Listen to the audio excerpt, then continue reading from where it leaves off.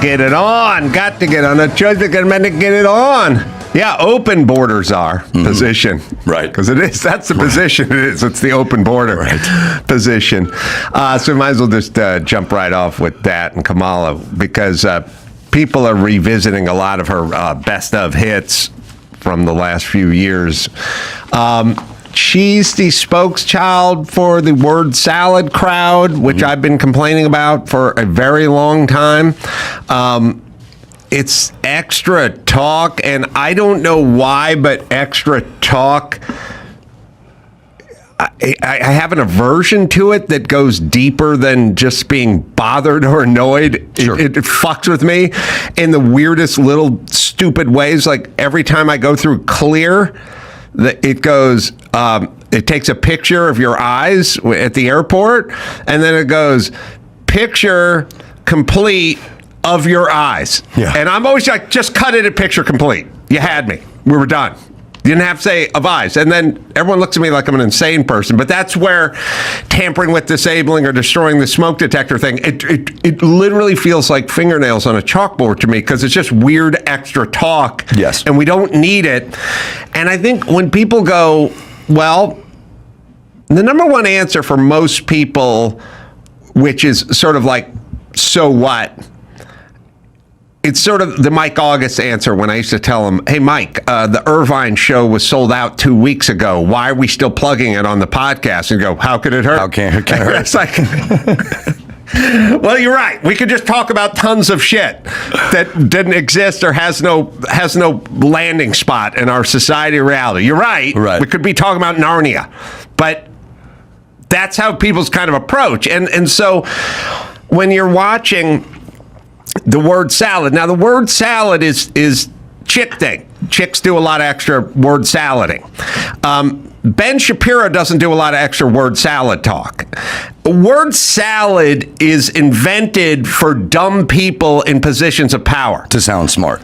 Yeah, I mean, we go back to my old extra cop talk bit, but cops have to talk, at some point, there's going to be some cop. And who's this cop?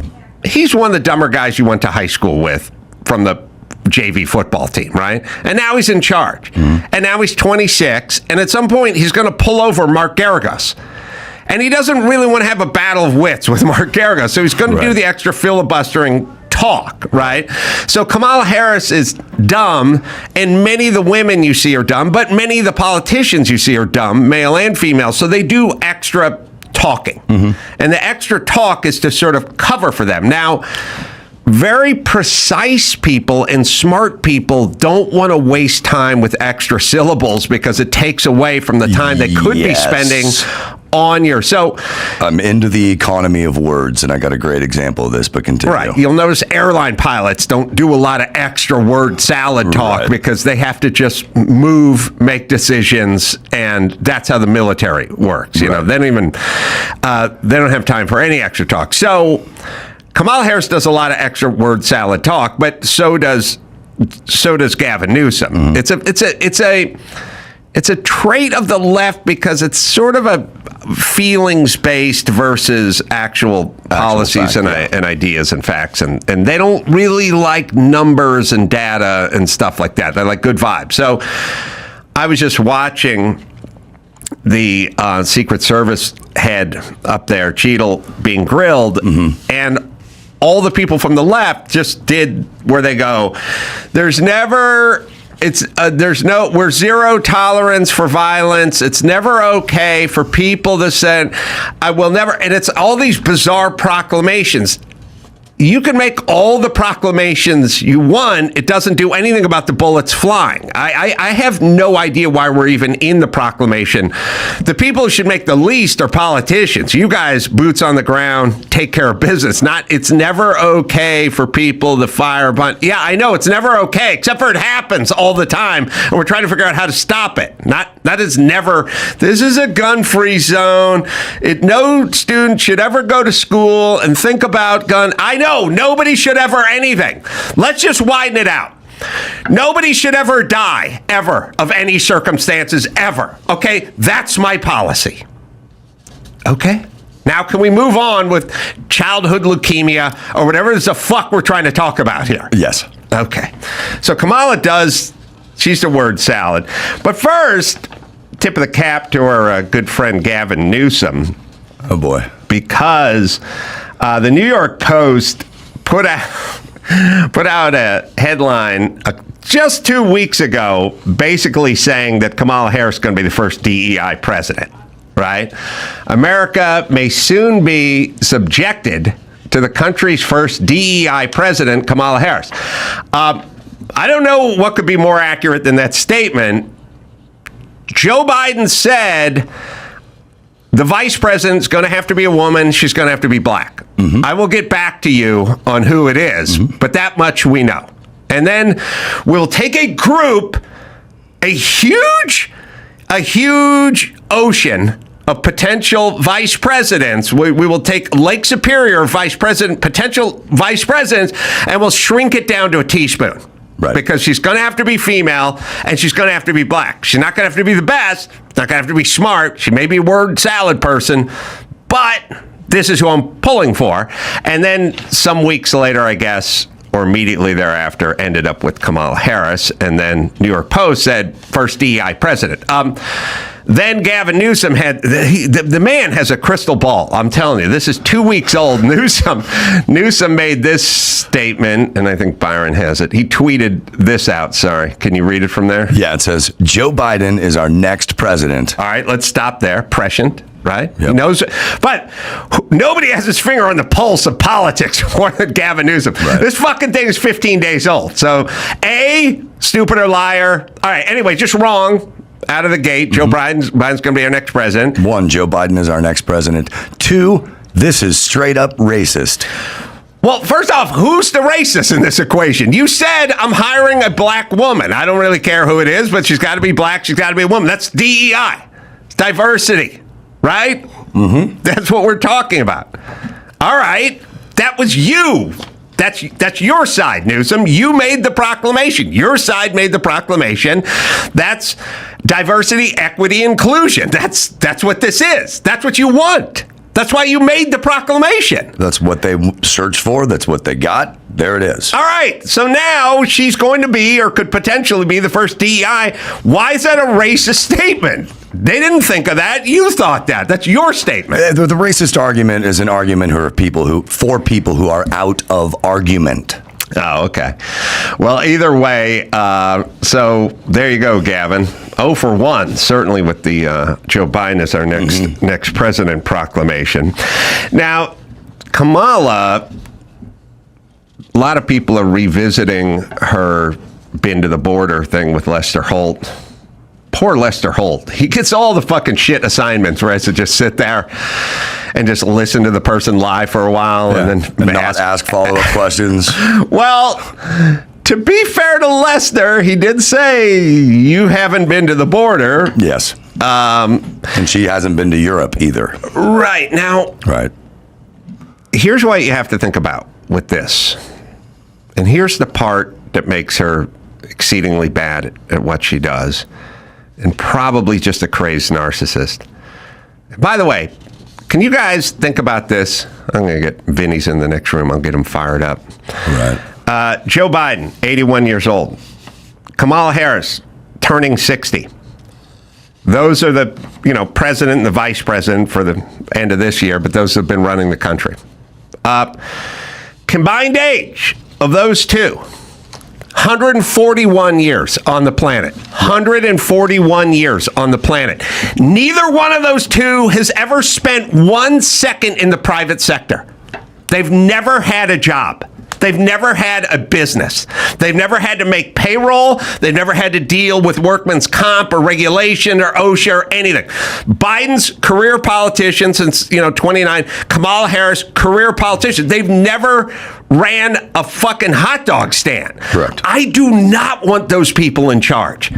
People think it's, so what? What's the difference? No, there's a fucking huge difference. Anybody who's tried to work in the private sector and had to deal with the fucking the stranglehold that government regulation puts on you. You want those people making decisions instead of just regulation after regulation after regulation. We have 2 people combined, 141 years on the planet, 0 work outside of the government. Yes. That is fucked up, and that's where their fucked up decisions come from.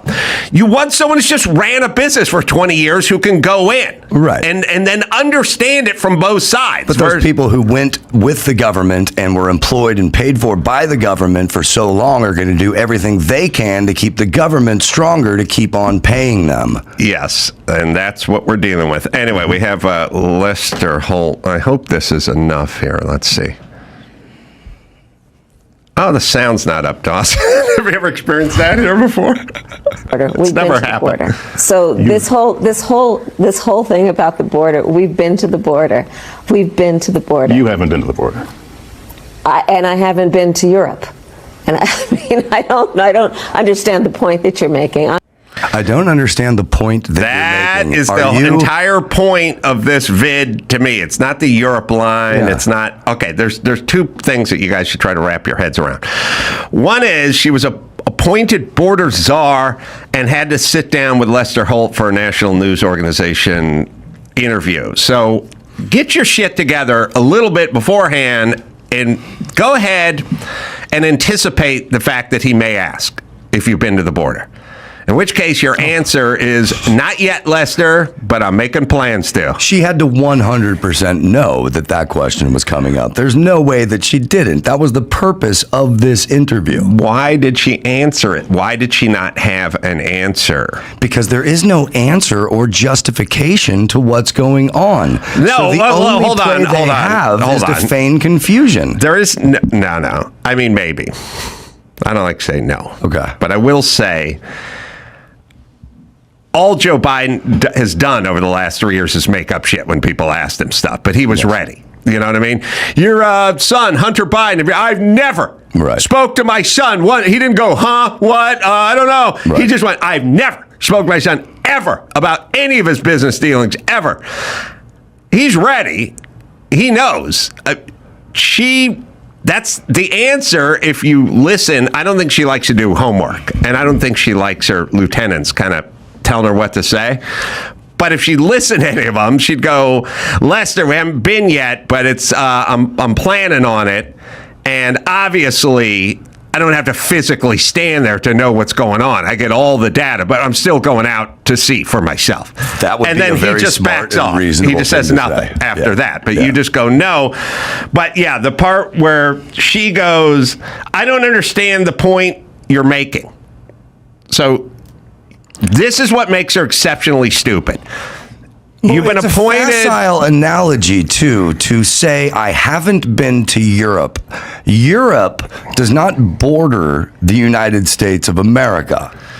Oh, no. Listen, of course. They have nothing to do with each other. It's all stupid, but at least that's a comeback, although it doesn't have anything to do with anything. But the statement, I don't understand the point you're making, that's the one that's clinically insane. Because if somebody said to me, Adam, you've been appointed the new czar of Disneyland. Have you been there? And I went, I haven't been to Knott's Berry Farm either. What's the point? Yeah. And you go, but you're the czar of Disneyland. Have you been there? And I'd go, I would be an insane person if I went, I don't understand your point.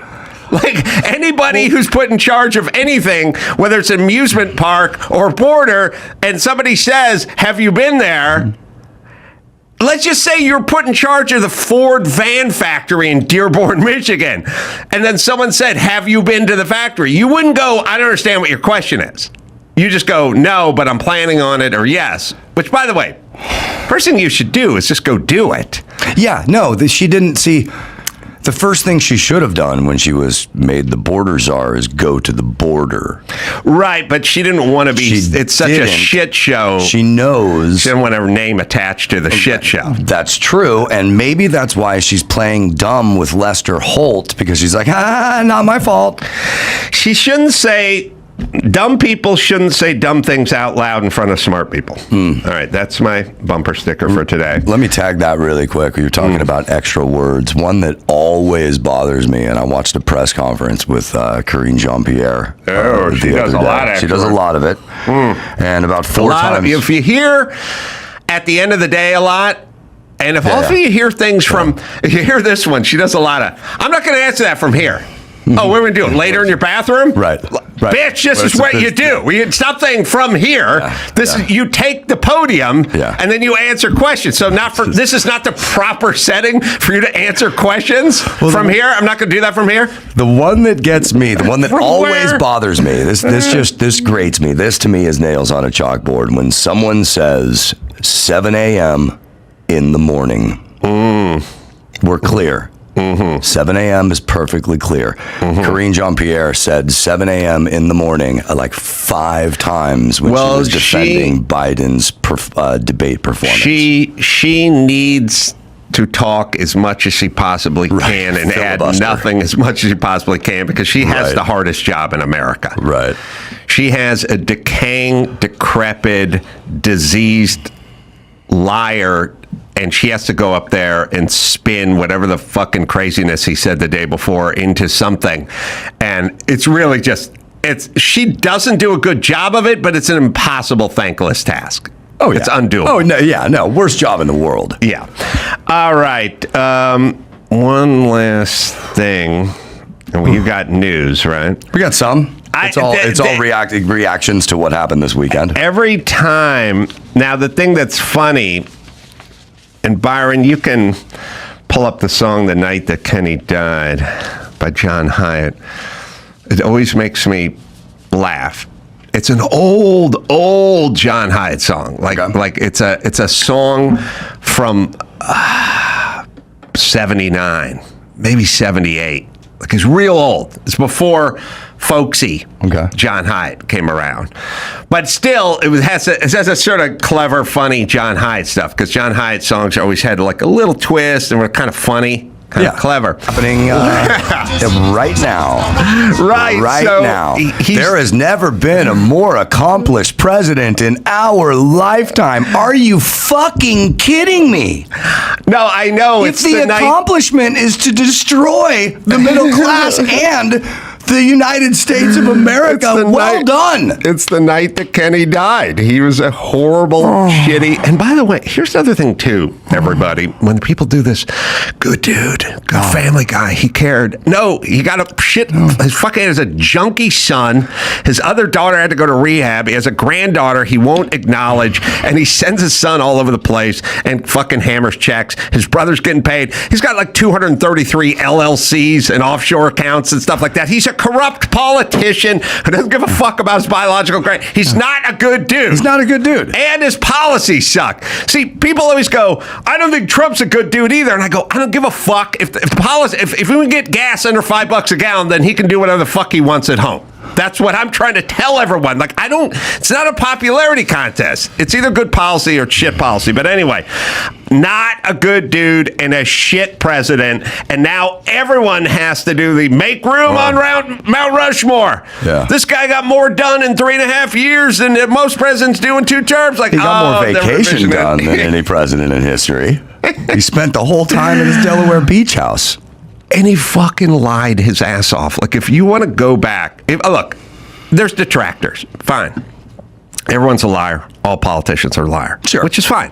The difference is the people that hate Trump go, he's a liar. And I go, yeah, okay, he's a liar. 300,000 people show up at the inauguration. He says 500,000 people show up at the inauguration. Okay, that's me playing a 1,200 seat room and tell my girlfriend it's a 2,000 seater. It's me telling you the fish I caught was 28 inches when it was 12. Right. It's fine. I mean, I can't say that I would hope for my son to possess that trait. He stands on there in the debate stage. He has a document that his office sent to the FBI and the CIA cooked it up, told 51 intel experts to all sign a document that doesn't exist, even though they know the Biden laptop is real. And then he just looks down the camera lens and goes, 51 intelligence experts. He knows it's fake. He knows it's full of shit. He knows that was cooked up by his office. He's a fucking liar. All right. The least I'll give you is they're both liars, but don't do this thing where he's some sort of virtuous. He's a hero. No, he's a fucking incompetent liar, and he lied about his condition over the last couple of years. He's talking to Parkinson doctors and everything else. So okay, he's fucking horrible. But now we're gonna have to build him up, which is smart. So he's getting the Kenny treatment. He got the Kenny died treatment. Yep. She's a hero, but he's around to enjoy it. Yep. You know, the thing that struck me in the Kenny song was, you know, it's a high school kid, the high school nerd dies. Everybody all of a sudden makes him a martyr or a hero. But a lot of those people in the high school are doing it for themselves. Yeah. We want to feel good about ourselves because we didn't pick on this dude or... Yeah. And maybe in the same case, people are backtracking, covering their asses, saying, "I always backed him. I loved him." There's a correlation in there somewhere. I'm not quite sure. What they're doing is they're trying to get someone voted in who's basically simpatico on all his shit policy. So they're going to have to turn the shit policy into good policy so we can vote for her. All right. She didn't make it past the Iowa caucuses in the primary. She didn't get one vote. Look, it's going to be fun. That's all. And listen, all you DEI hires, slow your fucking roll next time. I love the fact that this is going to bite them in the ass. I love it when they do a shit job because you shouldn't be doing that, especially with the country. Do it at your fucking preschool. Do not do it with the country. They could have a competent person in there. First off, Joe Biden may not wake up tomorrow morning. Right. We need someone to run the country, and you have an incompetent fucking word salad chick who's in there. And I don't care what you guys think or good vibes or whatever it is. Go do your homework on her. There's nothing there. All they got is good vibes on that one. All right. Let's do a little news. All right. Well, Hollywood is reacting to President Biden. We got Ariana Grande, Streisand, Jamie Lee Curtis, Mark Hamill, just a few of the Hollywood stars who weighed in on Biden's monumental decision. And to respond to this, quote, historic moment, Barbara Streisand said, she commended Biden for his work in his White House and wrote, "Joe Biden will go down in history as a man who accomplished significant achievements in his 4-year term. We should be grateful for his upholding of our democracy." Is she going to get on the list? Now, listen, remember everybody. If you do think democracy is going to end, then you do think there will be a target on your back and you're going to end up in a gulag, then you leave. You don't talk about it. You don't tweet about it. You leave. And by the way, now's about the time you'd leave if you believed it. None of these celebrities believe it. No. But if they did, now's the time to start heading to Canada. Right. All right. And I mean, just the whole upholding of our democracy, I don't think they're allowed to say that anymore when they're trying to award delegates to someone else without a democratic process. It's all beautiful. But they back themselves into this corner. Star Wars actor, I love how you got to say Star Wars actor Mark Hamill, because the only other thing he was in was Corvette Summer. Yeah, it was. Yeah. Mark He's Hamill. gone nuts. Dude, he's gone nuts. I know. What's his comment? Well, basically everyone's saying the same thing. He praised Biden for his, quote, record of accomplishments unmatched by any president in our lifetime. He restored honesty, dignity, and integrity to the office after 4 years of lies, crime, scandal, and chaos. Thank you for your service, Mr. President. It's now our duty as patriotic Americans to elect the Democrat who will honor and further your legacy. All I really notice with Biden is everything's more expensive. That's that's my, and there's Ukraine and Israel as well. But all I really notice is everything's more expensive. it's weird because people will go, I've created 2 million new jobs and we brought inflation down 2.7% in the last 8. And I'm like, everything is just more expensive. That's all I know. That's all I know. No one can buy a house. A Pollo Loco's $30. That's all I got. Cher got in on the game. Oh, she's good. Cher said, in my heart, I'm tortured. Is it possible that people are this tortured? Have you passed her house in Malibu on PCH? Yeah. No, she wants $75 million. Yeah. You could find a room that's torture proof. These people also have the capability to leave the country. You have the means. If anyone could leave, it's Cher. Yeah. Yep. You should do what I told Harvey Weinstein to do all those years ago. Fucking fuel up that jet and get the hell out. She says, in my heart, I'm tortured because I don't believe the Democrats can win the presidency with Pres Biden. Joe, who I've loved since we met in 2008. I campaigned for him. I believe it's time to pass the baton. Yeah. Think for Dems, time for Dems to think. I hate people. As much as I love the economy of words, there's still words. Stop using numbers. Time for Dems to think way outside the box. Maybe even a split ticket. I don't know. No, what that means. I don't. It means a Republican and a Democrat running together. Oh, you mean vice president, president? Yeah. Oh. It'd be what she's probably going is she's probably saying, grab Nikki Haley, and you'll get those votes. All right. Ariana Grande said some stuff. I don't really care about what she says. Jamie Lee Curtis wrote on her social media platforms, I support wholeheartedly Joe Biden and his decision to step down to endorse unreservedly Kamala Harris. She is trusted and tested, in all caps, and she is a fierce advocate for women's rights and people of color, and her message is one of hope and unity for America at her time of great national divide. Oh, hope and unity. Just talk about hope and having a seat at the table, and no child should go to bed hungry. With the word salad, it's so attractive to dumb people. It is. You got to be dumb. Yeah. The whole thing about being able to be without being burdened by what was or has been. Oh, that whole thing. Byron can find that, but it's the future unburdened by what was and what is. I think that if and hopefully they lose historically, we will finally be unburdened by what has been. That's good. Yeah. You know? Yeah. I'll tell you, Byron, I will tell you Kamala Harris at her most dangerous and worst and scariest. She gave a speech on equity versus equality, and she narrated a cartoon graphic for it, which we could find. But she also sat up on stage and talked about equity versus equality. And for those who think maybe I'm exaggerating a little bit here, you have to really just think about what she's saying and the words she's choosing. So if you think about it, you go, well, I'm going to go up on stage and someone's going to hand me a microphone and there's going to be 8 cameras out there and everyone's going to film me and this is going to live on the internet for the next 1,000 years and it'll be on the evening news tonight. And I want to talk about equity versus equality.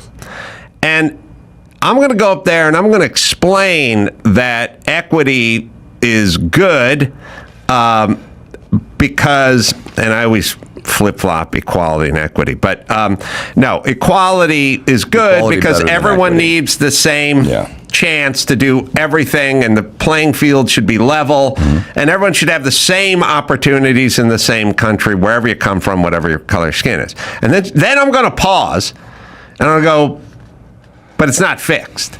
And the reason it isn't is because some people start in different places, and that's why we need to do more. And it's like, listen, people starting in different places, I don't think you're ever going to fix that one unless you confiscate everybody's wealth. There's no, their wealth, their family, their networks. Yeah. What do you? So here's the deal. Mark Garrigus' dad was an attorney, and Dr. Drew's dad was a doctor, but my dad wasn't a podcaster. We started in very different places. Yes. Right? But we both all ended up in La Cañada. So it kind of worked out. You know what I'm saying? I don't know anybody who started off in my place, and I don't know anyone I started off in their place. I don't, everyone's just kind of some people have two parents. Some people have one parent. Some people have no parents. Some people are giving up for adoption. You know what I mean? Like, how are we going to regulate this, Kamala? And listen, your job is to give everyone the same opportunity. Your job isn't to make sure everyone was born with the exact same net worth. How the fuck would that work? I mean, look at Mark Garrigus' kids and what they were born into versus my sister's kids and what they were born. Now, someone's going to have to pull up at Mark Garrigus' house with a Brinks truck and start filling it with gold bullion and driving it out to my sister's place. And then once she gets a load of bullion, she's going to have to drive the truck out to Sun Valley and find some poor Mexicans and start dropping some shit off. And then they're going to have to go find some people poorer than them who are walking across the border. It's mathematically impossible. Do you have, Byron, the speech or the oh, you have it. I may have brought this up, but put it on the screen if you find it. On my little screen, Byron. I'm still looking for the other thing. I wanted to make sure I have okay. Well, you can show me this one. Yes, sir. All right. Well, let's see if this is the one I'm talking about. Imagine a future. The freight trucks that deliver bread and milk to our grocery store shelves, and the buses that take children to school and parents to work. Imagine all the heavy-duty vehicles that keep our supply lines strong and allow our economy to grow. Imagine that they produced zero emissions. Imagine. Well, you all imagined it. That's why we're here today. Because we have the ability to see what can be, unburdened by what has been, and then to make the possible actually happen. All right. That's awesome. I think that electric bus company Now, also Byron, went bankrupt like 3 they went months after that. You can find my equity one. If you want to just use the graph, this is the one I'm talking about. I don't think that people really kind of understand the danger in what people are saying. Mm-hmm. So Trump made a joke about being dictator on day one, right? Mm-hmm. So he's sitting with Hannity in front of a live audience, and he's making a joke. He goes, yeah, well, I'll be a dictator day one. Just one day. I'll be a dictator, and we'll drill, and I'll shut the border, and then I'm not going to be a dictator. It's clearly making a joke, and everyone grabs it and runs with it. He said his own words. By the way, and people who plan on being a dictator, don't say it out loud, you fucking retards. Exactly. They do it quietly. But her words about equity here, those are really dangerous, and you have to listen to it because this is how she thinks. Okay. We'll see if this is the right clip.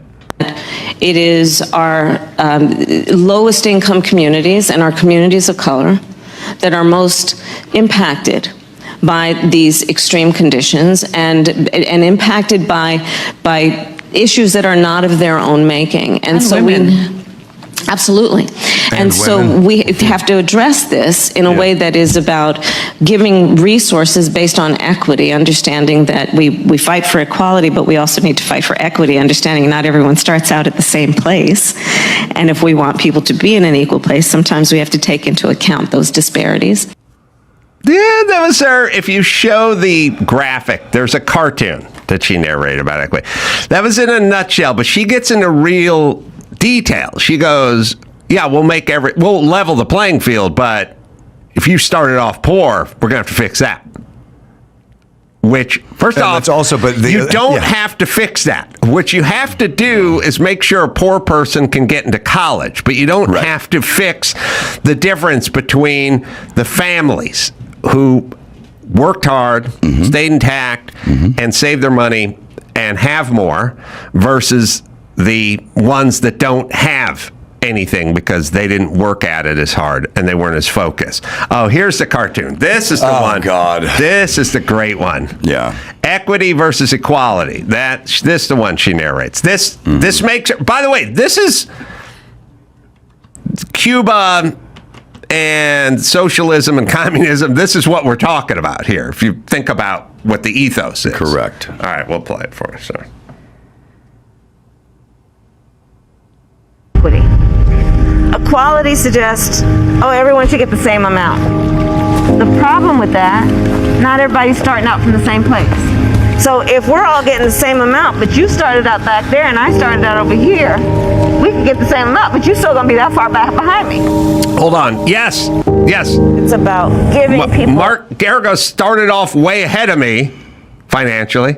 He still is. Mm-hmm. His family has rental property and stuff up and down Foothill, and he runs it, and he has many properties, many things. He's still ahead of me. Started out ahead, still ahead. Mm-hmm. Probably started out ahead of Elon Musk, but now Elon is past Mark Garagos. True. See how that works? Yeah. Okay, what do you want to do about that? Well, how do we... So wait, It's Mark funny. Garagos should give me money, but Elon should give Mark money? Yeah. Okay, so we're gonna offer the same stuff, but it doesn't work because you started off, your dad was a transmission mechanic and my dad was a therapist, so I got more money. So you're still behind, bitch. Okay, so she's explaining how this works. Yeah. Go ahead. And better yet, where's the We remedy? can get the same amount, but you're still going to be that far back behind me. Yeah. It's about giving people the resources and the support they need so that everyone can be on equal footing and then compete on equal footing. Equitable treatment means we all end up at the same place. We all end up at the same place. Everyone ends up at the same place. So no merit. How, No by the hard way, work doesn't how mean would you anything. implement these policies that everyone ended up in the same place? Communism, and then everybody sucks. And then what about- And then everybody's fucked. That's the way it goes. What about everybody in the same place means everybody is screwed. Last I checked, Taylor Swift was kicking your ass, Dawson.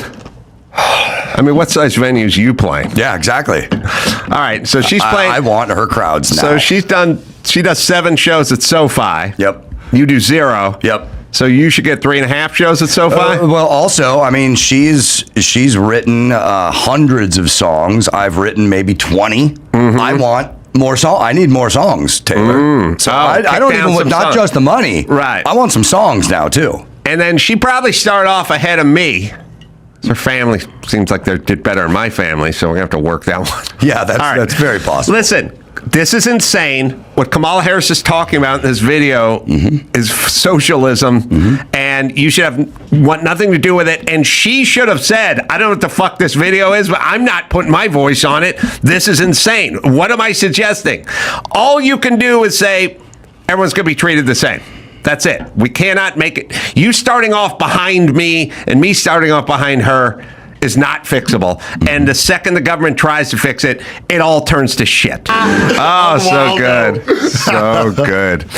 All right, what do you got in the news there, man? Well, first up, the DOJ investigating SoCal homelessness spending for fraud and hints at arrests. California's new attorney announced Tuesday he's investigating billions of dollars of homeless spending for fraud and corruption and promised to arrest individuals found to have violated federal law. Yeah, Bill Asali. Yeah, it's a new guy. Okay, listen. How can it go any other way? There's so much money being allocated to something. Yeah. I mean, whether it's a bullet train or homeless or whatever, you're just going to start writing checks for billions of dollars. I'll take the money. Then some of that money's going to go somewhere. I mean, it's just like the PPE stuff or whatever the COVID fraud, people getting money I know from all about prison. Yeah. You know all about it. I know the guy who did it, allegedly. The guy who's in prison now, the guy who wrote the He rap was in song the about it? prison doing that PPE stuff. I knew a guy who knew a guy who knew a guy how was the guy. Yeah, Allegedly. well, how is it possible for the government just to print money and just start pushing it out into the trillions without a bunch of grift and graft? I mean, of course it's going to happen. Now, here's kind of the problem with Los Angeles. And here's what I would say if I was pocketing a lot of homeless money or anything. All right. If somebody said to me, look, Adam, we're going to put you in charge of graffiti removal. We're going to give you billions and trillions of dollars. We're going to billions. I would say to my people, okay, let's all buy Lamborghinis. Let's all start doing a lot of coke. Let's all eat caviar for breakfast. But we got to get rid of some of the graffiti because eventually they're going to just be walking around going, what the fuck is going on? We're giving you all these millions of dollars and billions of dollars, and I still see more graffiti than there was before we started giving you the money. So the problem with all the homeless shit in LA is it's the money spent with zero results. I don't think most people, let's just say somebody said, look, for every, let's see, what's a billion is 1,000, wait, is that 100 million? No, that's 1,000 million. 1,000 million. 1,000 million. If somebody said, look, for every 1,000 million we put into this, there's going to be like a couple hundred million that are just going down the fucking toilet. Like, you know, I'd go, all right, well, at least there'll be 800 million worth of results.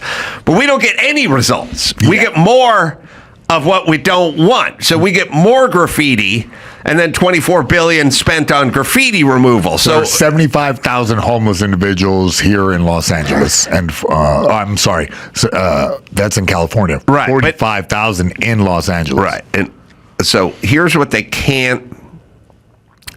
This is an ongoing problem, and it's not the homeless problem. Did you get a boner when you met Dolph? Man, Dolph Lundgren is I know. an icon. Fucking. Oh, my goodness. Yeah, Mayhem had wood when he walked in here, man.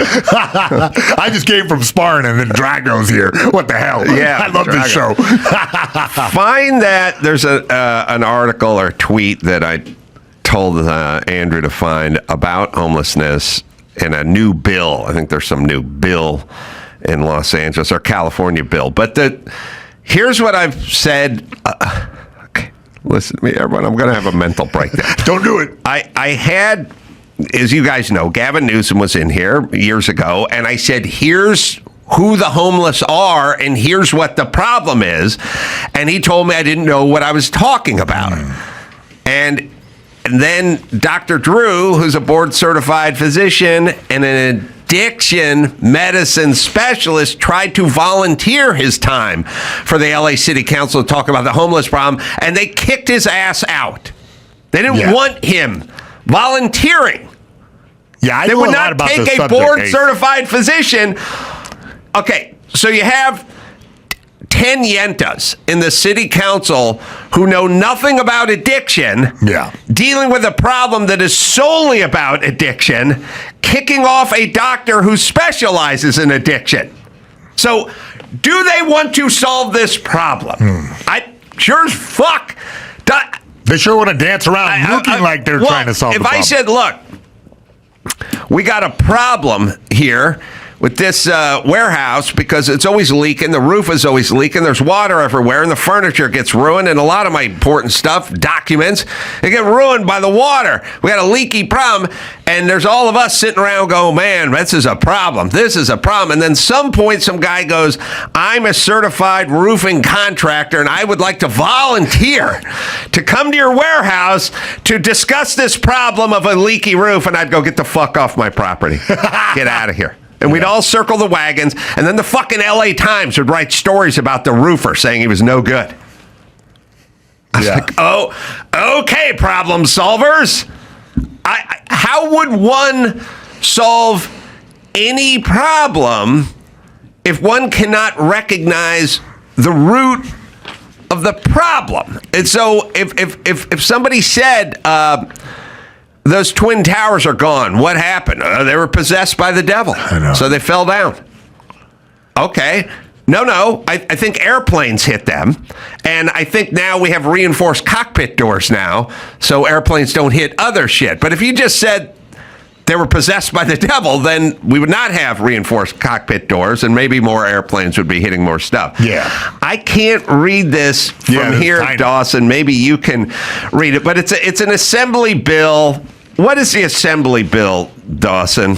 Homelessness is a policy failure primarily caused by the affordability of housing in California. Okay, not true. Yeah. Not true. That's I don't know inaccurate, yeah. anyone who's ever been homeless because of their paycheck, but keep going. With over 1 million extremely low-income households spending more than 1/2 their income on rent, and not the result of personal failings of people experiencing homelessness. They're homeless because they're junkies. Mm-hmm. They're fucking junkies, or they're crazy, or they're both. That's why they're homeless. I used to have 3 roommates in a 1-bedroom apartment. I shared a futon with a dude. And then later on, me and another dude had his brother's bunk beds in the same fucking room, like we were 9, except we were 23. But fucking imagine trying to bring a chick back to a bunk bed. Oh, yeah. All right, but okay, sorry, keep going. You got to hear the rest of this. The rest is The housing crisis is the result of decades of failed housing policy coupled with structural and institutional racism. And a lack of sufficient investment in affordable housing and other programs to address homelessness. Oh, okay. I think take the race thing out, and it's kind of true that, the rent is really high everywhere. Yes. But that's no excuse to spin out into a drunken stupor and just be homeless all the time, methed out of your mind. I don't know. Look, who wrote this fucking retarded bill? Looks like Laura Powell. Oh, dumb chick number 7 who's fucking running California into the ground. All right. She's a homeless expert.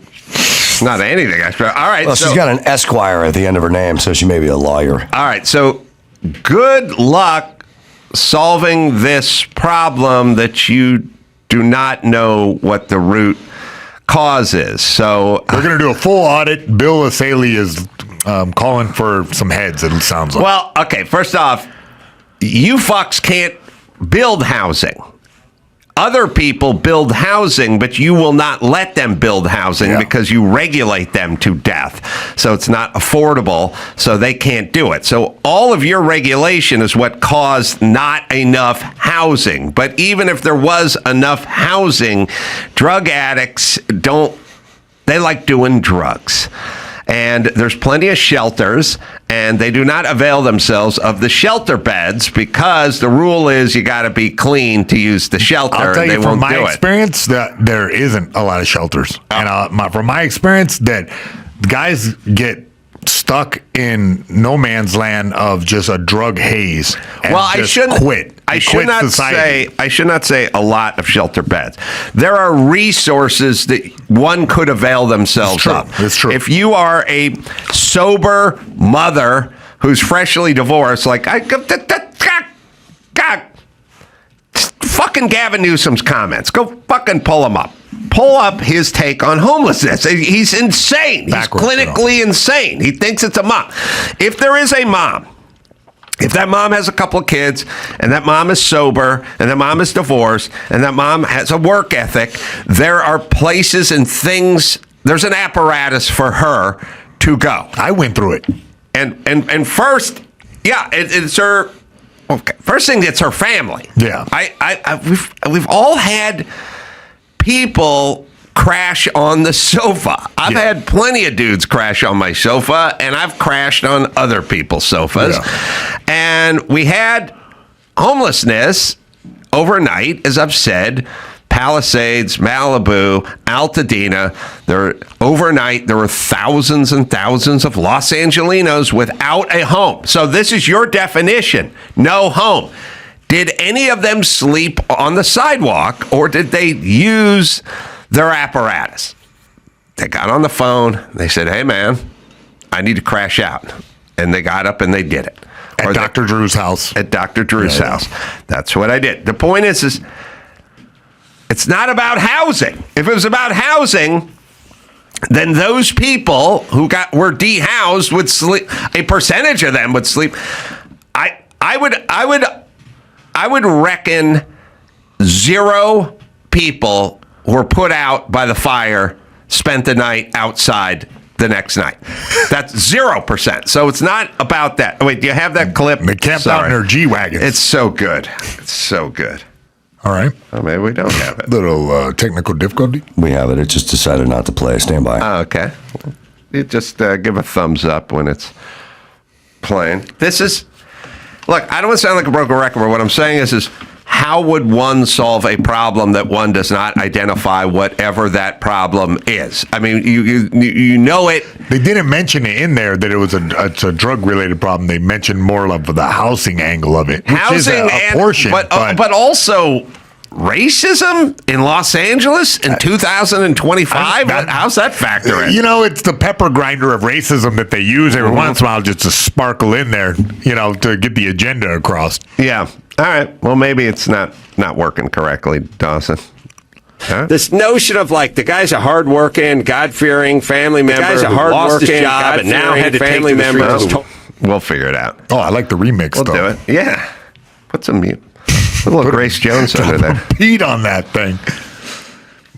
This notion of the guy's a hardworking, God-fearing family member who lost his job and now had to take to the streets is total and utter bullshit. But what about the picture of real homelessness, which is a poor mom with 2 kids with a husband who took off and left her, who's sitting there struggling on that minimum wage job, and all of a sudden now is out in the streets and sidewalks desperately trying to find some help, get her life back, can't get those kids into child care. I think that's what happened to can't Jewel. afford them. That's the tough thing. Yeah, that's and tough. That's a picture of family homelessness in this country. That's a postage stamp. No, the real picture is bigger than the AIDS quilt, and those are crazy junkies. Yeah, but no. So what? No, see, but no. Well, how are you going to solve a fucking problem if you just go, but no? All right. So now he's in charge, and he's worried about moms that have been divorced and have a full-time job, and they're out on the street, except for that doesn't exist. It's like the Hallmark version of homelessness. I've seen real homelessness. I don't know. Something else. You know what I can't figure out about that fucking life-size, fucking full-size tard over there named Gavin Newsom? Who's he worried about offending? I don't know. What's his constituency? Oh, yeah, meth heads and junkies and, people with deep mental. I guess his constituency are people with deep mental issues. What's wrong? Who are you offending? You just go... Look, it's a lot of drugs. Well, they and it's a lot of mental problems. Independent, and we need to clean it up. Why are you painting a picture of homelessness that literally doesn't exist? Rosie. And then why would? Okay, so when he said that, we had a homeless problem, and now we have a tenfold homeless problem because he said homeless was his thing. Listen, everybody. His 2 biggest things are homelessness problems and the bullet train. Let's give a grade score on how he's doing over the last decade on homeless problem and the bullet train. Is there such a thing as an F minus or is it just an F? Participation. He showed up to work. FUU? What?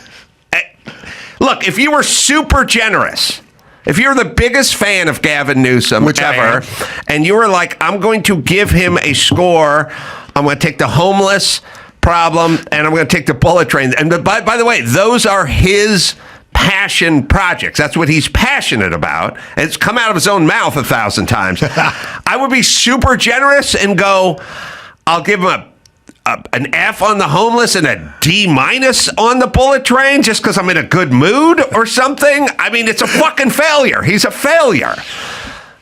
Keeps getting elected, though. Huh? We have a great montage. From starting in 2008. 2008, we have a great montage of Gavin Newsom and his train. You can get down to LA in 2.5 hours, $55. In California, we're still debating high-speed rail. What a joke. Well, finally, California is going to get it right with this new high-speed rail. I personally have been supportive of the high-speed rail project since my time as mayor of the city and county of San Francisco. The project is no longer a $33 billion project. 18. The project's years and years behind. The project's wildly over budget. That doesn't mean it's a bad idea. You can get phase one done, which in essence is from Bakersfield to Silicon Valley. We do have the capacity to complete a high-speed rail link between Merced and Bakersfield. Now, I know some critics are going to say, well, that's a train to nowhere. We have a real federal partner. 21. With our high-speed rail system, an incredible opportunity to finish the work. High-speed rail was mentioned, $4.2 billion is being requested of the legislature to finish the job. Someone who's all in on the high-speed rail, the high-speed rail, not as a rail project, but an economic development project. $3.6 billion. It's about damn time we have a high-speed rail system. I can't even get to Merced. It's kind of fun. It'll be fun when someone is able to put this montage together 30 years from now, and there's just a guy who looks like Gandalf on there with like a long gray beard and a cane, like a staff, and wearing a robe. You shall not board. Talking about high-speed rail, because we'll have the technology to go from young, vibrant Gavin Newsom to old, decrepit Gavin Newsom talking about high-speed rail. Gonna have a Gavin Newsom cloned. My kids are I'm gonna tell them both. Look, when you guys are about 45 or 50, you're gonna have the greatest montage ever. It's gonna be a man's life span. A jar about in a head. Rail. Talking about high-speed rail. Jesus fuck. I'm in a head and Christ. That's 17 years, almost 18 years. It's been going on, man. I'm just trying to get up to the party in San Francisco. Do things. It's not functional or capable. I don't know what people want. The thing that gets me is all the people in California who absolutely adore this man. He can do no wrong. Last thing, he got a lot of ribs, I got to tell you. My mom told me before she died, I'm voting for Gavin Newsom. I'm like, okay, I guess you don't pay taxes or do anything. During the lockdowns, one of my friends called me up and said, well, I'm really glad we got Gavin Newsom as our governor because he's going to save us. You're a fucking idiot. You know the fucking problem? The thing that's funny about all this? I love any clip from like 2020, 2021, 2022, especially any Democratic clip where the person is on the mic bloviating and everyone behind him is wearing a mask, but the one person with their mouth open that's yelling about stuff does not have a mask on, and everyone just went, yeah, that's how we're going to do this. And so it's like, I will sit silently with my mask on in the back, and then when it's my turn to bloviate, I'll pull the mask off and start spreading disease. Okay. The latest thing I saw in some kind of Twitter thread was that people are not wearing masks because they're afraid to stand out from the public and make a stand for safety. Whereas before, when we did stand up and make a stand for FU totalitarianism, we were ridiculed for not doing the same thing as everyone else. All right, let's do one more story in here. All right, man, it's a revolution right now. The Minecraft-obsessed teen boys are destroying movie theaters. What is going on with this movie? Man, the game is supposed to be building things up, but the teens just wrecking stuff. It's a viral meme that everybody's in on when the chicken jockey comes out, which is like a rare Easter egg character in the video game. Mm-hmm. The kids go ballistic, throw popcorn everywhere. Soda, check it out. What a fun time, man. God, I wish I was 12. I would go fuck ass wild. I gotta tell you, when I was young, okay, a couple things. They're comparing it to a Rocky Horror Picture Show, like kind of a vibe for Gen Z where they're just going wild for this thing. I'm into it. It's infectious. Yeah, it's fun. I haven't seen the movie. I would hate if I worked at AMC. Okay, the throwing of the popcorn, I would never engage in such folly because wasteful. That thing is like $11. Yeah, you're right. I'm eating that whole thing. And by the way, I'm eating shit off the ground. These are suburban kids. They got disposable income. One of my roommates used to like when a girl would break up with him, he'd give him a pie in the face, and wasteful. Yeah, I would come, and he would give, and it wasn't shaving cream; it was like Dupars or 4 and 20 pies. And then I would come home, and I'd open the fridge. I see a fucking pie from 4 and 20 pie in a box, and I'd go, Donnie, where we get this pie? Let's eat this pie. He go, no, I got hit Melanie Redmond in the face with it. I go, but why don't we eat it? I go, no, she broke up with me. I got to hit her with the pie. I go, when are you going to hit her with the pie? She go, well, she's coming over at like 8. I go, where are you going to do this?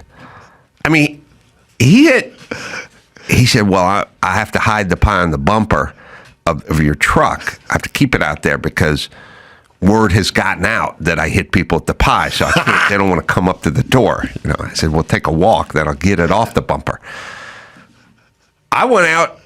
When he did it to Danielle Chaikin in her driveway, you licked her face. I went out and ate the fucking pie off the driveway. I picked up the pie from her driveway. Yeah. And brought it back into her house and ate it. I mean, it had gravel in it.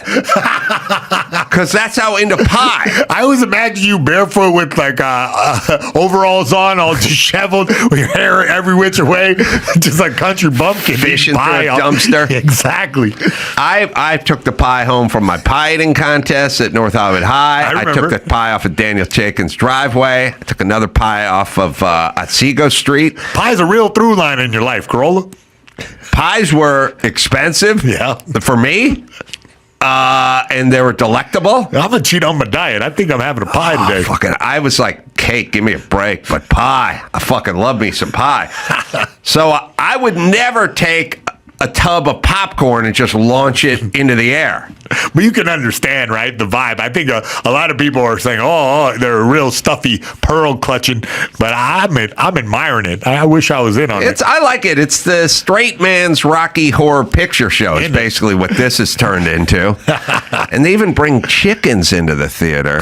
Yeah, they're getting weird with it. The meme expands, Anytime you meme, you can't just stay on the same level of meme. It's got to go up and up and up until you got a chicken involved. Is this movie, what's it on Rotten Tomatoes? Is it 45%? Oh, that's it? Yeah, that's it. Like, it's being panned by the critics. They're saying it's garbage, but I mean, it's an IP that has been popular for 10 years. Kids have grown up with it. Like, it was like their first iPad game, and now they're like 11, 12, 15 years old. I'm the worst dad ever, because whenever my son would start getting into this shit. Yeah. Oh, 47 to change. For 88 with the people. Whenever my son would start getting into this shit, I'm such a bad dad. Like he got into Pokemon. Okay. He just slapped the cards out of his hand? You're going to regret this decision one day, this Pokemon stuff. And he goes, I like Pokemon. I go, yeah, you like it now, but you're going to look back and be embarrassed. Why? Really? Because it's nonsense. I know. You want to build a soapbox racer or something like that? Like, I'm all in a stupid Pokemon crap. Get the fuck out of here. I see. So I told him, you're just not gonna. And then when he was like 15, he wanted to do something else or something. And I was like, remember our Pokemon conversation? Yeah. Remember? Now you're embarrassed? Yeah. I said, all right. Keep that in mind, because I'll tell you in advance. But you act like you came out the womb swinging the hammer. You picked up interest as time went on and got rid of some, I'm sure. I ain't seen you boxing in a while. I can only shadow box. I hear you. I was into Hot Wheels. Oh, okay. I got into Hot Wheels. I got into Hot Wheels. Never got into the Matchbox for some reason. I was into Hot Wheels. So that's Pokemon, though. That's in the same, you collect them all. I traded them, some Hot Wheels, to a kid for what are those cards, Dawson? Garbage Pail? Oh, those are badass. Kids, yeah. Wait, but what were the ones that had like fake brands, like Comet, but it was called Vomit, and it was like whatever that was? Was that Garbage Pail? Yeah, it was Garbage Pail was. Kids. Yeah, they had like all different styles of art. There was like a different they were like the Weird Al of trading cards. They were like someone else came up with the product and you went from my Sharona to my Bologna or something, but the cards were like products, and I made a bad deal. I was thinking about this the other day. Yeah. I realized I was like, I had Hot Wheels, and I traded this kid like a Hot Wheel for a car. Oh, the fucking car was worth a penny, and the Hot Wheels were like $2. And I just said, like, here's 2 Hot Wheels. All right, here's 2 cars. Stupid. It was like you trading your car for a moped. You're right. Yeah. Yeah. You know, this whole like, there's no affordable housing in Brentwood or Beverly Hills or Malibu. Yeah, bitch. That's how it works. That's how I'm going to apply for Section 8 in Calabasas. Yeah, listen.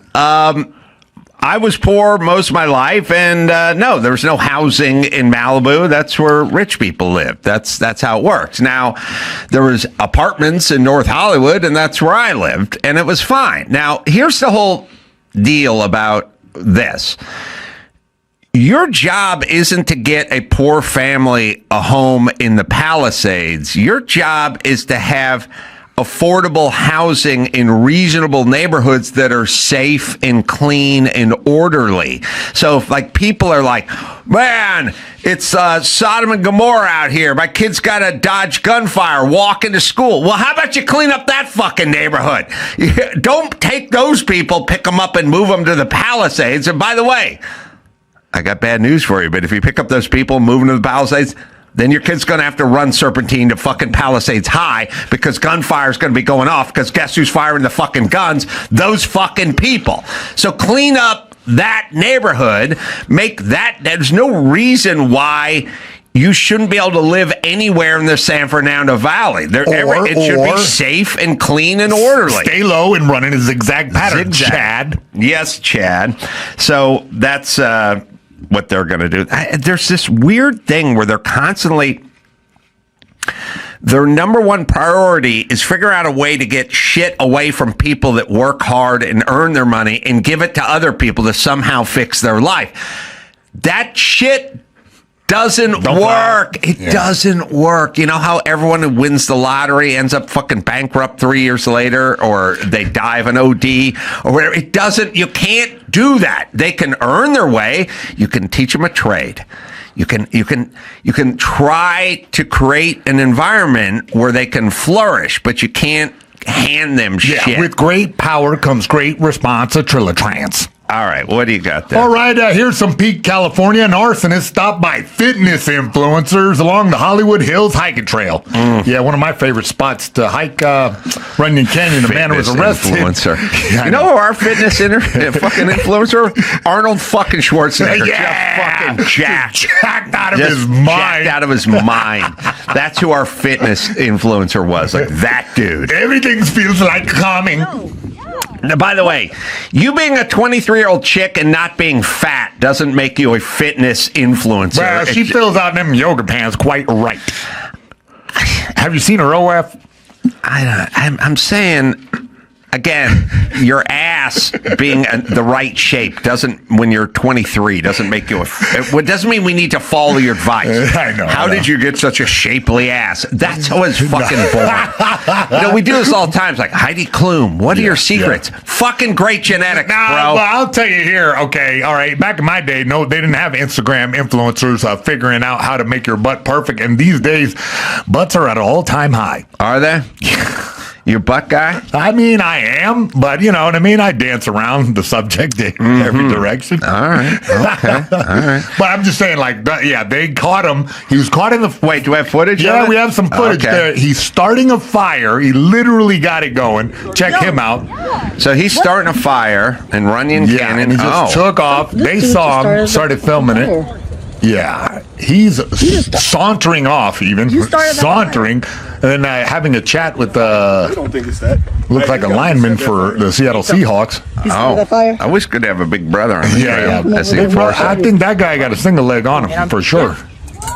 You have the warrant for the murder, right? I wish you did. Oh wow!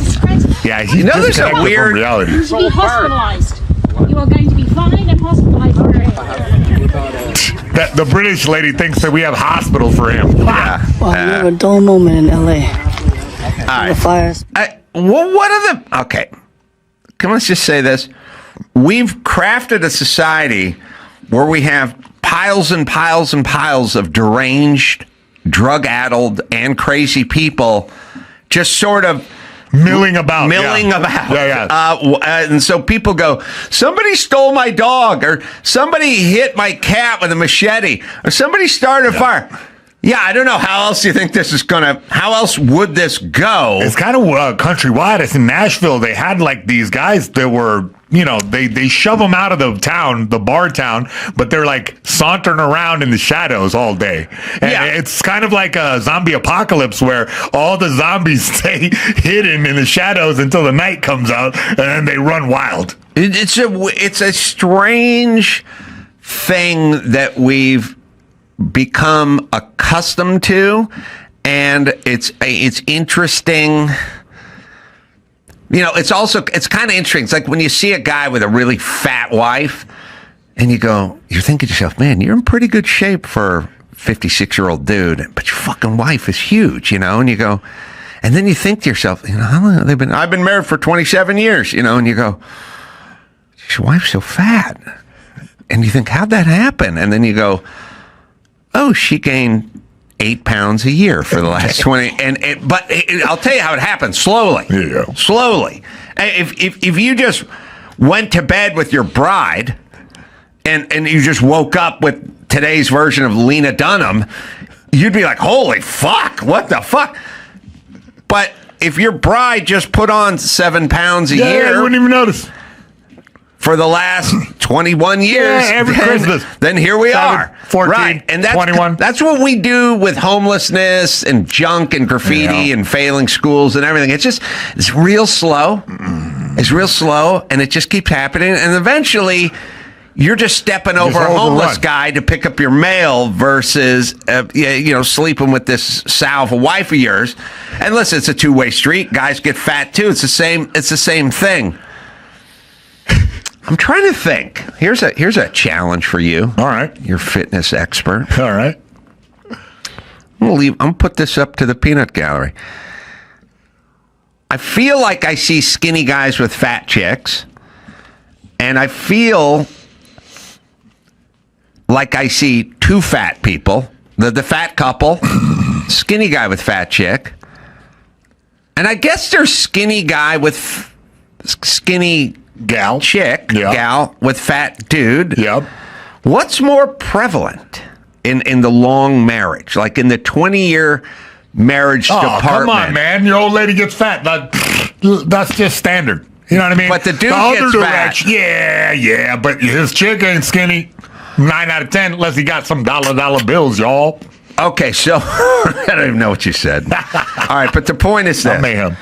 I kind of like, you know what I like? I like the tacit agreement of we're both getting fat. I like that thing where it's like, it's just you go, look, I'm 63, you're 67. Do you really give a fuck? Yeah. And wouldn't you rather have ribs tonight than kale? And it's like, yep.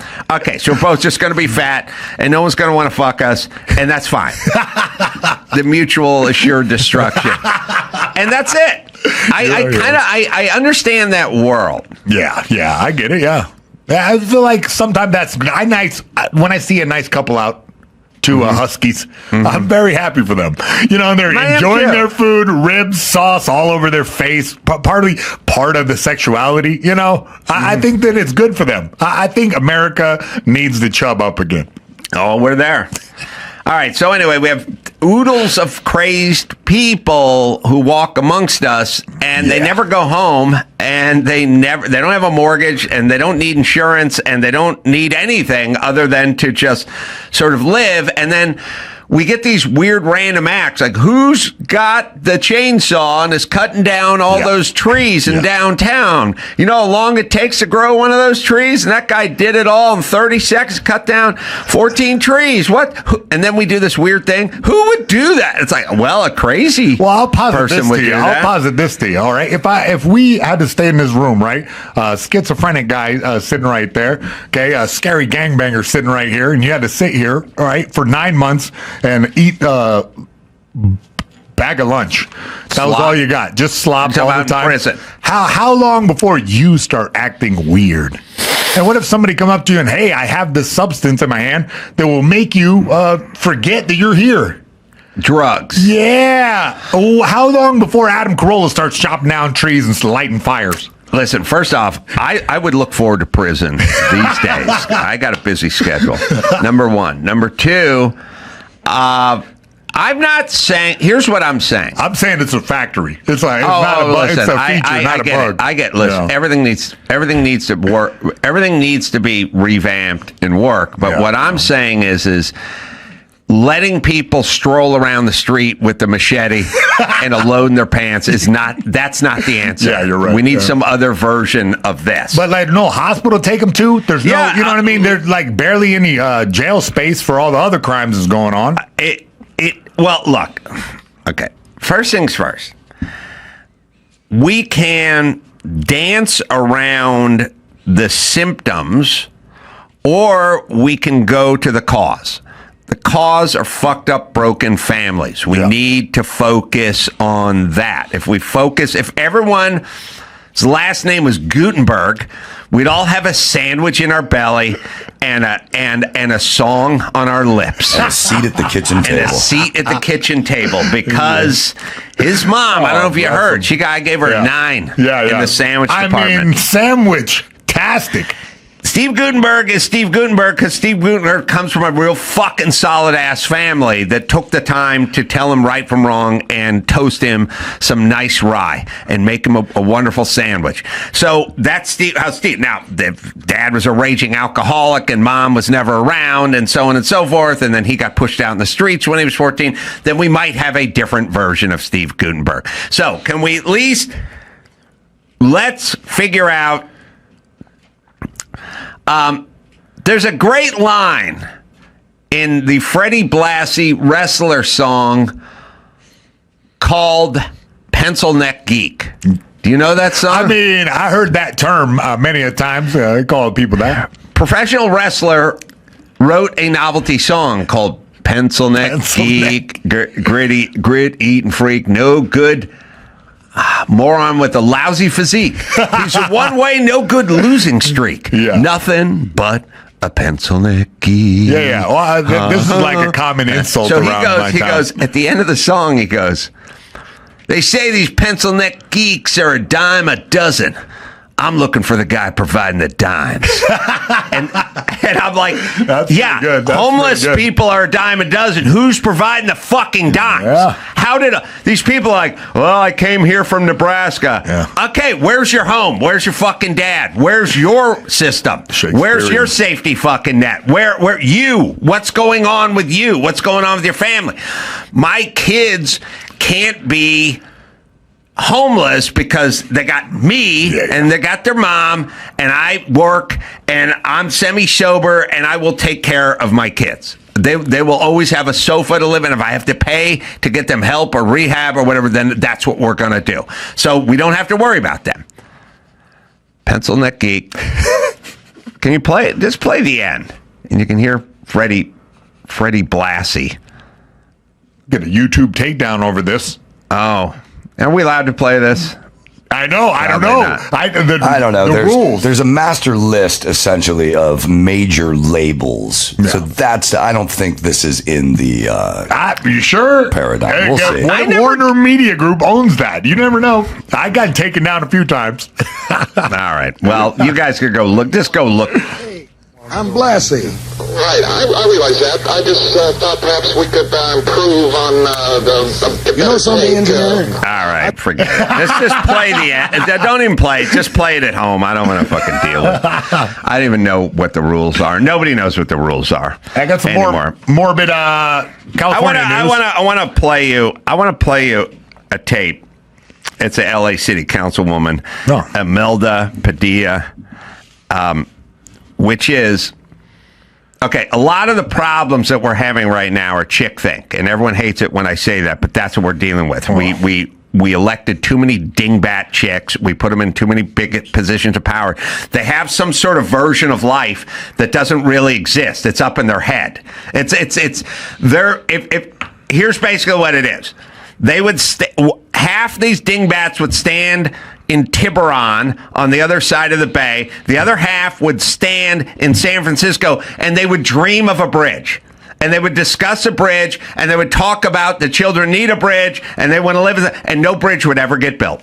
Because some fucker at the end of the day has got to go do it, and they're not doing any of it. But they would dream of a day, and they would have marches, and they would have slogans, and they would talk about it, and they would have discussion groups, and half of them would stand in Tiburon, and half of them would stand in San Francisco, and they would dream of a bridge, and they would discuss a bridge, and they would get elected on a bridge, but there'd never be a bridge would ever get built with these dingbats. Do you realize there is an actual real world recent example of that in New York City? They spent $100 million to light all the bridges in New York. Guess how many bridges are lit? 0. $100 million are gone. And all the lights are still in a box in storage that New York City paid $2 million to store for the last 7 years. So that's chick think right there. And look, there are a lot of dudes that are infected with chick think. Look how Gavin Newsom crosses his legs. Look how Barack Obama crosses his legs. Look at how Justin Trudeau crossed. That's all chick think. It's not all. You can have a cock and balls and suffer from chick think. But we may have a new leader in the clubhouse, Nithya Raman, who's always a perpetual leader because she wanted to blame Toyota for making catalytic converters super easy to steal. We have Councilwoman Imelda Padilla, and she's one of my favorites. She's talking to the police chief, and she's got an idea. By the way, it's also stupid but empowered is a very dangerous. Like what we have is a lot of stupid and righteous, and that's a problem. So listen to her. All right. I'm asking a creativity question here.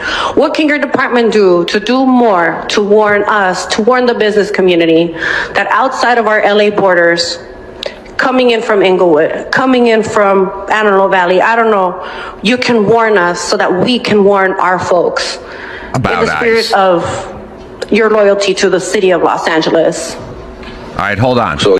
She's saying to the police chief who's trying to enforce laws that if you're really loyal to Los Angeles, you're going to warn our illegal lawbreakers that ICE is coming in so they can avoid participating in the law when they're here illegally. So a city councilwoman, her concern, she's not talking about rebuilding the Palisades. She's talking to a dude and saying, give everyone a heads up so they can run before the law shows up, even though you are the law in this city. All right, so that's her request, by the way. She wants to know what he can do about it. We'll hear what his answer is. Weird. So you're asking me to warn you about an enforcement action being taken by another agency before it happens? Yeah. Yeah, we can't do that. Why not? That would be obstruction of justice. You may want to talk to the city attorney about that. Where's the city attorney? Aren't they here? I see her officers. Where's she? We got a real problem in this city. We'll hear from the city attorney after we hear from LAPD. We can revisit it then. Okay. Yeah, because I mean, they're en route. We know they're coming. We know they're coming to bring disruption. There's no way that we can know. No, I don't know how to even respond to that. Wasn't she just here? Who took her? This is performative, though. Where'd she go? We'll come back to some other business, but we can come back. We'll give you the opportunity to ask her. Yeah, we don't do that. We're not gonna broadcast for, like, the FBI is looking for a terrorist suspect, say, right? Are we gonna tell, hey, the FBI's coming looking for you? Yeah, but see, there's a difference between someone's coming because they're gonna, go get. I'm using that as an example, but no, we're not allowed to do that. That would be completely inappropriate and illegal. She's pissed. What's going on? Is she coming? Let's get the city attorney. She'll come late. She'll come after. We will. Right. She's a dope. Yeah. First off, these people are fucking dumb, which is scary because we're like, hey, we gotta work something out with the aqueduct system, and they're like, I don't know what that fucking is, but I am worried. But the gay pride parade is coming. That I can talk about. Listen. Here's the bottom line. I know no one likes it. They don't want to hear it. Once you get enough of these people, you're fucked because they're in charge. I mean, they're making policy and they're fucking dumb. And not only dumb, they want the opposite of everything you want. So it's a combo of dumb and wants the opposite of whatever you want. I want filled aqueducts and less street vendors. That's illegal street vendors with filled aqueducts. She wants no aqueducts and tons of street vendors, I guess. Or maybe they don't know what they want. I don't know. Did this person beat out Nithya Raman blaming Toyota? I just don't think. I've learned that you cannot beat Steve Gutenberg's mom in the sandwich department, and I've learned you cannot beat Nithya Raman in the dingbat. Yeah. I'm going to put a microphone in front of my fucking retarded mouth and say shit to people who are all going to think I'm clinically insane. Department. I don't think you can. Blaming Toyota. I know, yeah. And also, not only blaming Toyota, sounding like a fucking imbecile while she's saying it. She's like, they make a thing that's super easier to steal than like a MacBook Pro. Okay, bitch, I don't know what you're saying. What is the suggestion? Well, then Toyota should pay. Okay, no one knows what the fuck you're talking about. You sound like a retarded person. I have no idea how you got to this position, but I will tell you, it's a critical mass thing. People go, how much of this can we absorb? And you know what I say? And I tell them, Mayhem, I say, the ocean. The ocean is amazing. And it heals and it repairs and it can take almost everything you throw at it. You know, tankers, spills and pollution and rivers of toxic waste just flowing, churning along. It just keeps churning, but eventually, eventually fish start floating to the top. Exactly. Eventually, yeah. And we can take a whole bunch of fucking dumb broads with horrible ideas and bad policy. We can keep it, but eventually, the tipping point comes. Eventually, we'll have so many fucking dingbats making so many bad ideas that the place may burn down. I know. Yes. It's something about empathy. Like if we have a team, we have to have somebody to slow the juggernauts down, right? Somebody. But now we hired all those whiny types to allegedly build bridges and tunnels and fix fires. They don't do anything but talk about the trans community and then get angry at the police chief. All right, let's do one more. What do you got? Or two more. Man. Give me a choice. All right, I'm going to give you a choice about a Burger King worker or an American Idol music boss getting murdered. Oh, yeah. That's a crazy story. First things first, they're murdered in a very nice part of this city, which is Encino. And not only that, they had a fortified castle around them and had gone to the security store about a previous break-in. Attempted, I should say. Yeah, so they're living in what I could see from looking at it in the neighborhood and sort of just eyeballing the square footage and that whole 9 yards. They're living in a $6 to $9 million home. Yeah, and it has a high wall around it. It has security cameras and put everywhere. The bars on the top, the spiky kind of bars. They spiked the top of the gate. They did everything. Here's kind of the bottom line. If I just said I'm going to hire an assassin to kill Mayhem. Be pretty simple. Just wait really somewhere outside the gym. You could go, I'm going to get a bulletproof vest and I'm going to look left and right after I leave my apartment or something. It's like, it's not really doable. Yeah. He's going to get you at some point. If somebody sends a torpedo, you know what I mean? It's fire and forget. Like, this kid's going to prison for it. Right. This is a... So Encino used to be a really nice neighborhood, and so did that part of the valley. And then crime started kind of... Something happened, and what happened in the last several years in this city, it happened with crime the same way it happened with homelessness. Crime, when you'd go to the inner city and you'd go to the barrio and you'd go to South Central, there's always bars on all the windows. And these are junker houses with these shitty bars. It's also kind of a weird thing where it's like, well, we live in a society where you're not in prison, but you have to sort of put bars. Yeah. Your kid will grow up staring out a window through bars. Yeah. Later on, maybe he'll see bars in his prison cell. Yeah. But either way, we live in that society. And those houses would always get robbed. But if you really think about it, what's in the poor guy's house. Yeah, no, yeah. Maybe How a flat much? screen, yeah. Maybe. Maybe. I mean, how much good stuff's in there? Kilo of cocaine. And the poor people also lived in Skid Row. Mm-hmm. And I always sort of thought to myself,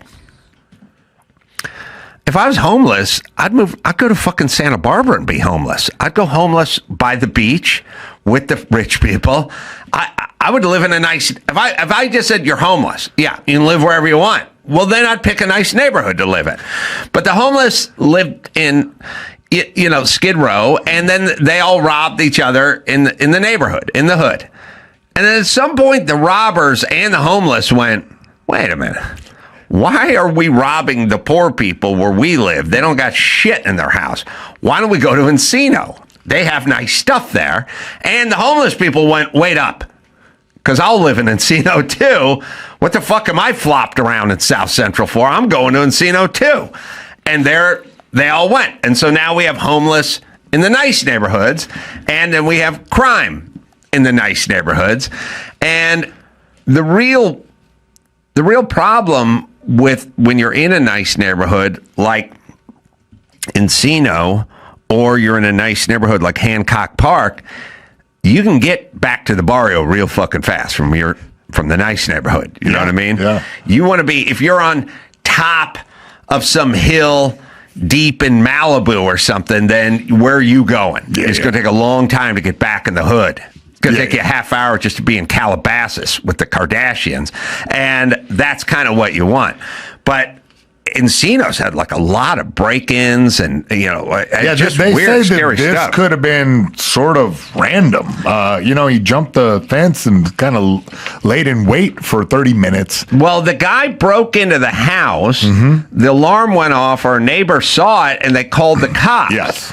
This is the sad part. The cops showed up, and the cops were like, we can't get into the house because it's fortified. Yeah. And they weren't going crazy over the fence into the shrub like the 22-year-old gunman did. Yes. So they came to the house while the gunman was in the house. Yeah. Before the couple came home. Yes. And then they probably hit the buzzer a few times, and then they left. And then the couple came home and were shot dead by the guy who broke in their house, which is tragic. But it's even more tragic that the fucking cops were there before they got there. Yeah, I know. Yeah. But what would you want? Like, would the cops jump the fence and do a sweep? I had the cops jump the fence. Drinking, I was in milk? a towel, but I was drinking. Yeah, okay. So you caught me. I did have the cops jump over a fence and come into my house. You were pretty pissed, right? No, because the reason it was a faulty alarm, but I wasn't pissed because the alarm went off. I wasn't aware the alarm went off, and they were responding to the alarm. Yeah. So I'm not. First off, fuck everyone that gets annoyed. Yeah. Fuck you. These people. And I'll tell you who these people are. They're the people where, like, you order a sectional sofa, right? You order it, you pay for it, and then at some point, 6 weeks later, there's a moving van, a cube van with the thing, and it's being delivered, right? And right at that time, your ex-wife or this person, could be a roommate or whoever, the person that lives in the house with you, they come pulling up the driveway, and the cube truck that's got the sectional sofa in it's being dropped off is blocking them. And then they come in and they're fucking coming the fucking front door with a head of steam. What's going? I couldn't park. It's like, bitch, you're getting a fucking free sofa. These guys are dropping it off. They're going to be here for 10 minutes. Shut the fuck up. You're not allowed to be pissed. You're not allowed to be pissed. I know you're pissed because you're coming up the driveway and you couldn't get to the garage, but shut up. You're not allowed to be pissed. You're getting a fucking free sofa, and these guys are bringing it in the house. So shut up. Shut up. It's very specific. No, I've run into this my entire life. Shut up. You're not allowed to be pissed. This is on you. This is timing. You're getting a free sofa. My alarm went off. Cops are banging on my door. I answered the fucking door, and there are 4 of them standing there. It was on TMZ, and I'm like, huh? And it's like, the alarm went off, and I'm not allowed to be pissed. I don't care. I was drinking wine. I was watching Sports Center, but I'm not allowed to be pissed because they're doing their job, just like the furniture guy. Yeah, well, this guy didn't, they didn't do the job. I don't know. This is, I'll tell you what we're going to do. We are going to this is going to give way. If Nithya Raman and Dingbat #1, LA City Councilwoman, can find time, we need some protocol where the cop has the cell phone number of the house. Here's the address. I was thinking exactly Here's that. the number. Hey, if you're a taxpayer and you're going out to dinner, you should want the cops to have that information. And then they would call you or text you, and they would say, there's no communication. We've come to your home. No. We cannot get in. Would you like to give us the gate code? We can enter, or we can wait here until you return and escort you in. There's going to be protocol from now on. Mm-hmm. All right. You can see me. I'm going to be at the Pabst Theater in Milwaukee doing shows there. That's coming up July 20th, and I'm everywhere. I'm in Portland at the Aladdin Theater, August 7th. Just go to adamcarolla.com for all the live shows. And nice job, Mayhem. And until next time, the Sandwich King, Steve Gutenberg, Adam Carolla Mayhem saying, mahalo. Jay's got the Crowdwork special that's on YouTube, and then dates as well coming up. Where do we go to find your touring schedule, Jay? BigJComedy.com. Oh, okay. My new tour, Big J Okerson, Peter North American tour. Coming on a city near you. If you get it, you get it. Yeah, the decorator's been in here before. Really? Oh, yeah. Oh, wow. You interviewed Peter North? Yeah, I did. It's got to be awesome. Yeah. I mean, does he rule or not at all? I would assume not at all. He's Canadian. Really? Yeah. That explains it. We warmed his balls up and there was all that jizz in there. Nice call. It was like a melting glacier in there. Yeah. It is a weird thing, yes. He produces copious amounts of semen, and for some reason, that's an important part of the visual experience for us, which is a sad testimonial. It's also, we're horrible when you're like, I got some great porn, but the guy's wearing a rubber, and you're like, fuck it, I'm out. Like, why is it rubber ruining? The guy is very oddly important in pornography. Yeah. Oddly important. It's got to be a humongous penis. I need to see this girl earn her cash. Yeah. And yeah, if I see the word cream pie, I'm like, boring. It also makes you wonder how many other guys have that ability and we don't know it. Because there has to be guys sitting home going, hey man, I've seen. Okay, he's fine. Yeah, and you're like, huge. And you're like, oh, you're so good. Why don't you? Because I'm a dentist. You know what I mean? Like, not everyone is going into porn just because they have a huge load. Like, I'm a Jehovah's Witness who has a huge load, but I'm not going to film it. Yeah. You know what I mean? Save it for their wives. What a waste of great jizz. But what percentage? Like, we assume Peter North is the only guy who can do that, but it's the only guy who's willing to let us watch him do it. I would say there are many more who would be like, I'm not going to let you watch me do this just because I can do it. People live with that secret. How many people do you think just in this studio have enormous loads? We know Byron can suck his own wiener. Yeah, that we know. And he can do mine. Yes. You didn't know that about him. So if you could suck your own dick, you don't even know if you have big loads. That's right. So there's a Peter North, but so you'd have to kind of go, well, okay, there's 335 million people in this country. Let's open it to the world, though. You know what I mean? And we can rule China out, probably in Japan for some reason. Mm-hmm. But what I'm saying is there has to be other people who can do what he does. We just don't know about it. And very few in pornography. The ones that do have their own, and I'm sorry to use an industry term here, compilations. Oh, really? Yeah. I hate to pull out industry terms.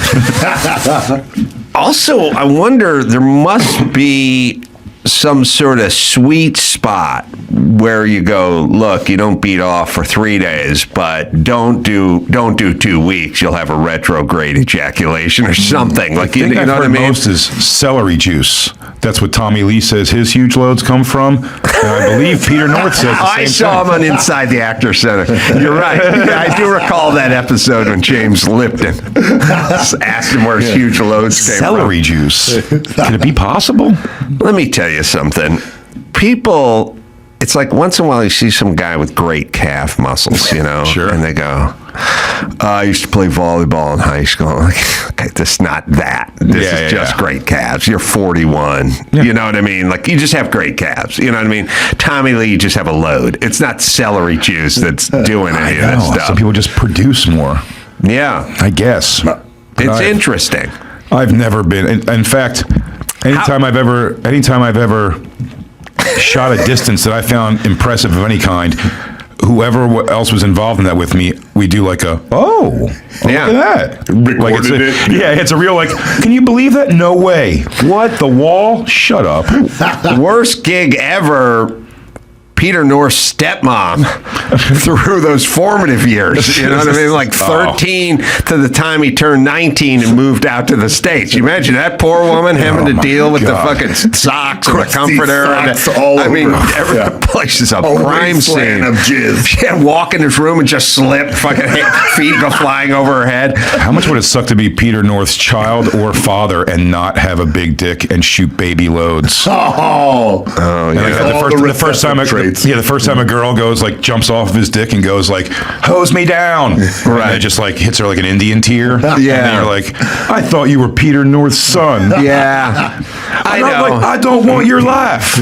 It doesn't really work. Like, you know, Michael Jordan's son doesn't play hoop, you know. Probably legendary load. I don't know if you heard that, but no, Bronny James is clearly the smaller load of the two. Yes. It's got to be. It's a cross to bear. Is what I'm saying. Knowing your father's a huge cock and a wonderful load. It's also bizarre. I met Nina Hartley once, and that was the first question I asked her. I go, are Peter North's loads that big? And she goes, he produces 3 tablespoons. The average man produces less than a teaspoon. And I think it was the only words we said to each other. Danny Bonaducci walked in and threw things up in a disarray. Well, speaking of measuring loads, and I'm writing this stuff down for my dry bar special coming up, you know. Hey, you guys all know the Norseman, right? A lot of knowing nods out there. Okay, yeah. Now, Dawson, you can look this up, but it was always alleged that the band 10cc was named after that. Wasn't it? It is, I believe, yeah. Which is I've heard it. People have all heard it, but I don't know. Have you felt it on your back is the question. Is it a Richard Gere type gerbil situation, or is it actually something? All right, do some news, man. Well, you're not going to like that we're going to stay right on this. An Ohio and Mississippi bill aims to make ejaculating without intent to conceive a felony, costing over $10,000. Yeah, the legislation dubbed the Conception Begins at Erection Act pretty much tries to criminalize coming without coming, like without trying to make a baby. Oh, I see. It's sort of a troll. The bill has several exceptions: men using contraception, donating sperm, masturbating, or engaging in sexual activities with LGBTQ individuals would not be subject to these fines. What do you think the average ratio is? Like, you ejaculating in the presence of a woman, with a woman, whatever she may be doing, or on your own. And I know what the ratio is for me. It's not a good ratio. It's not. Although I got off to a head start, like in high school. Like I probably built up a pretty large number before I even got with the woman. Yeah, you know what I ratio mean? of jerking off to sex. But there's got to be what would be considered a good ratio. You know, like a 3-to-1 ratio would be a good. Oh yeah, that'd be a good ratio, right? But also, I think as you aging, I think, does this too. It starts evening out the number more. When you were younger, you jerked off so much more than you fucked. You could never keep up with that ratio. And then if you're not with somebody for a little while, even if you fuck with somebody every day for the year you're together, then you go through a spell where you're not. You were also still jerking off in that year. But as you get older, how many times now I'm like, oh, I'll do this and I'll jerk off and I'll go to bed. And I just start watching true crime and I'm like, I guess just bed. It's so not cool to jerk off.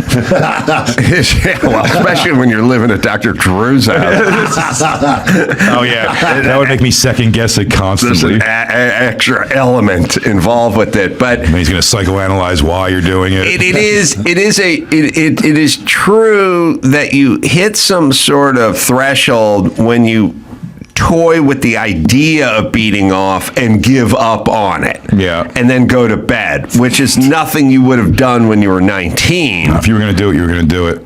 Right. It was all systems go.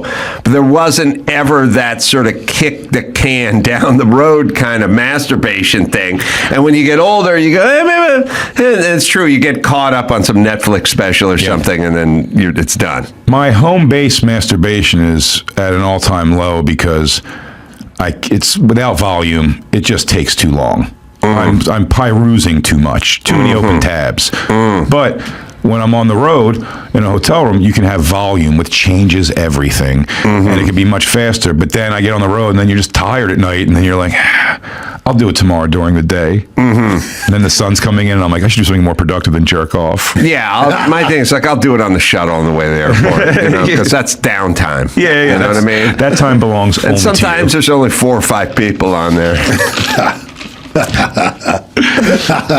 All right, sorry. What else you got, man? We got some more news. The president of New York University's college Republicans forced to resign after calling Barron Trump an oddity on campus. I don't get this one. Me neither. His last name is Trump, and he's 7 foot tall. So we're already squarely in the oddity department, right? Yeah, but she was forced to step down, and she says her comments were misconstrued, and she's actually criticizing the media's unhealthy fascination with Barron and general lack of respect for his privacy as he tries to navigate college life. It's the president's son. I know. Everything about it is weird. Can you just leave him alone? But I don't know why she would have to step down or why they took such offense to this. Yeah, I don't know. You can't say a kid's a weirdo? He is pretty I don't know. You should hope, though. Let me just say this. Everyone I know has been shit canned, but no one I've ever known or grew up with, or no one in my family's ever had to step down. Step down. Yeah. You know, take it in the spirit in which I'm delivering it. It means you did something at some point if you have to step down. You know, like prime ministers have to step down. You know, dock workers get fired. Yeah, you know, some bullshit. If you have to step down, you've sort of arrived. You know, it's a good sign that you're stepping down. That's the whole thing. She said he was an oddity. Yeah, well, the College Republicans of America deem her remarks inappropriate, and they say they do not align with the values and principles of their organization. So I guess the subtext here is that she sort of criticized Trump. I don't know. I think they're overreacting here. I agree. You think? Can I say this too? We're not really factoring in that we all know about life. They didn't like this bitch to begin with. Yeah. And so when they don't like you, they look for excuses to get rid of you, like I've done with roommates and stuff, you know, like you don't like the fucking guy, and so you go, listen, man, you left the bread out one too many times, so I gotta have to move on. But you're really saying, I don't like it. And when we don't understand in politics and all these kinds of roles, you're like, God, it doesn't seem like that much that they're asking the person. It's like, they probably didn't like her. Yeah. And then that's kind of how people work. And if they really like you, they bend over backwards to save your job. To save your job. Mm-hmm. Right. So keep that in mind. Like, nobody liked her. Yeah, exactly. Yeah, she sucked. A female head of the Republican thing. Someone that in college. Yeah. I'm not saying female Republicans in general. Who knows? I'm saying in college, if that's what you want to be. Yeah. Something tells me you're not doing coke off a guy's dick. Yeah. Oh, let me write that down for the drive. Yeah. And by the way, I say freely, I give it to you. Well, I want to say dick. Peter Nurse. Dick? Okay, I'll write that down.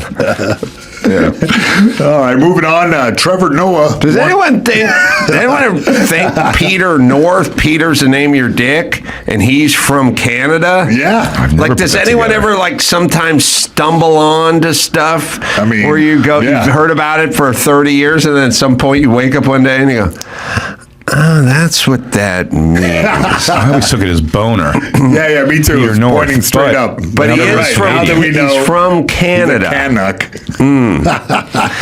If I went to Canada and I just had a picture of Peter North and a picture of Rowdy Roddy Piper and a picture of, like, let's see, like Justin Bieber. Yeah.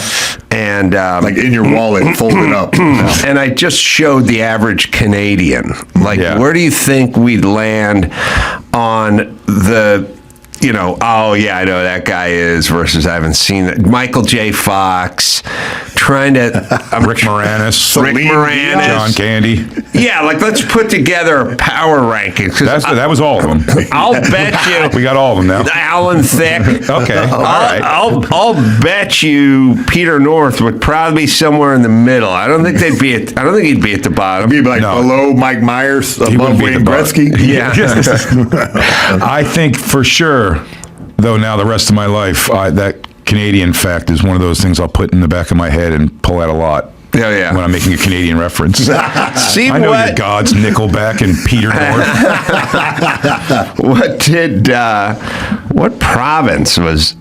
Make sure, Dawson, double check my Northman math. Can do. Seems Make like sure he's from Alberta. You want the 10cc answer? We'll find out. Yeah, 10cc. So the story followed them around their entire career. Yes, the average amount of ejaculate is 9cc, and 10cc gave them one lauda.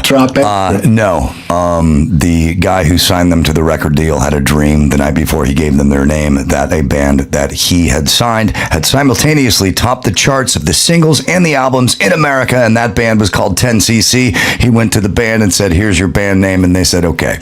All right. And then he winked at a camera. Dream, right? Alden Joseph Brown, a.k.a. Peter North. Alden Joseph Brown. Okay. Alden Brown's a good porn name for a black porn star. You're right. Halifax, Nova Scotia. Wow. Oh, he was out there. He was. Yeah. The Northman. It's like a Viking swinging a hammer. We find out he's native. Yeah. The great moon has spoken. 62cc cover band. Yeah, exactly. Cover and jizz band. All right, let's do one more. All right, bud. Trevor Noah wonders aloud whether integration was right thing to do for the U.S. I think we have some footage here. Trevor Noah is a weird dude because he comes here from South Africa and then he basically flees here, and then he makes billions of dollars here, partly because he's black, because he's not that funny, and then fucking beats this country up and calls it racist the whole time, which is a weird. It's a fortune. This is interesting. No, but I mean, let's just imagine.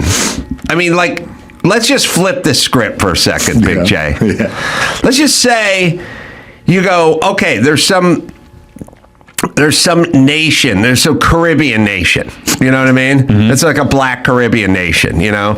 And it turns out the United States is killed your dad on the street and it's crime, and maybe they don't like white guys like you or something. They don't like guys from Philly or whatever it is. And then you flee to this Caribbean nation, right? And they kind of embrace you, and they put you on TV, and they let you stand in front of all of them and insult them and everything. And they pay you millions of dollars, and you just sit there and talk about how racist they are against white people. Yeah. It's kind of a weird angle, right? It's a very, very weird angle. But he also comes from a culture that believes you can cure AIDS by fucking babies, and if you hide from fire, it won't burn you. So. Oh, hold on. Let me write that down for the dry bar. Get in there. What was that jumping first off part? Yeah, jumping off point. Cure AIDS by fucking. Yeah, it's a wacky place, South Africa. But I am curious why he came here to be like, critical of the country is pretty odd. Every one of those. Well, he didn't come here; he fled. But that's what I'm saying. If he wants to be critical of, that's fine. But then again, he should be like, but. Thank God. Right. All those terrible things. Yeah. Thank God. And the dry bar special, I can't say fucking babies. I'll say making whoopee. Thank you. Babies. All right. I'm just making notes. You're putting your twist on it. Flavor. Yeah. It's like I told you earlier. Take other people's ideas and then just put a little of your own paprika on there. That Cool Ranch. All right. Let's hear what this turncoat has to say. I think part of the reason Finland is able to do it is because, have you been to Finland? It's very homogeneous. I've been to Finland. You know who's in Finland? Finnish people. That's it. That's it. And because they're all Finnish, there's an idea of like, no, we all head in the same direction. We all know what our actions mean. And that's a really powerful thing I've learned in communicating with other people. When I'm in a room with anyone where we start to tie together multiple things. So if I'm in a room with black people, already there's like an implicit trust because we know what certain actions were. Pause. He's like the black Kamala Harris. He says a bunch of shit where you go, oh yeah, wait, what the fuck's he talking about again? He loves the sound of his own fucking voice. This guy talks about shit like it's important all the time. I know there's people in comedy, I guess, who may say important things. I've never been drawn to that, and also I feel like if I ever do like a broadcast of any kind and the conversation is an hour of earnest speech, I would be like, I hope that doesn't come out, or I hope they decide to put it out, because I'm like, that's not what we. Well, unless when you say earnest, unless you mean the Hey Vern guy, which is that's fine. That is fine. All right, well, here what the Ernest rest goes to South Africa. Let's hear what the rest of the blowhard has to say. I can see Ernest goes to North Africa. Hi, Vern. With anyone where we start to tie together multiple things. So if I'm in a room with black people, already there's like an implicit trust because we know what certain actions, words, and vibes mean. But I would love to know if you think integration was the right solution, maybe.